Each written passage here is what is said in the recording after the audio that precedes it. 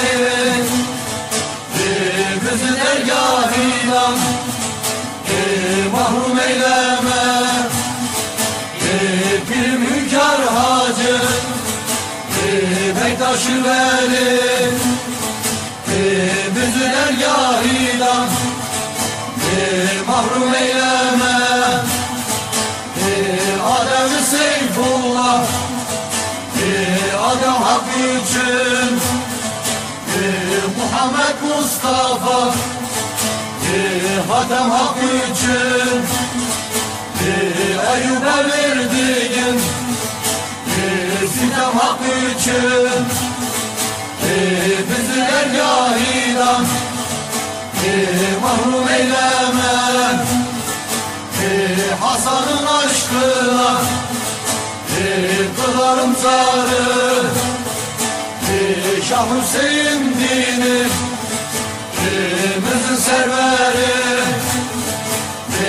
Alemin canısın Cenab-ı Bari bizi dergâhinden mahrum eyleme. Zeynep'in canına kıldılar ceza. Muhammed Bakır'dır sırrı mürteza. İmam Cafer Kazım Musa-i Rıza bizi dergâhinden mahrum eyleme.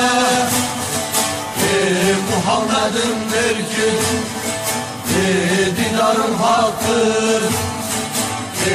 Kalkın hakkı asker Er-Rahman'ındır.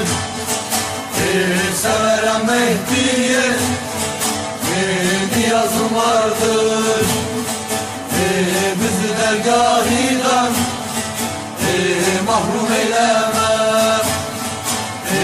Alim Hasan Hüseyin Zeynel Bakır Cafer Kazım Musa Rıza'ya zikir. Kalkın hakkı askeri Mehdi'ye şükür. İbrahim'in desti davanı Haydar.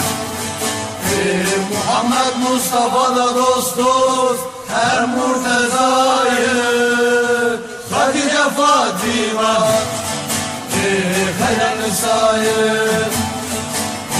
Şah Hasan Hüseyin Zeynep Arbayı.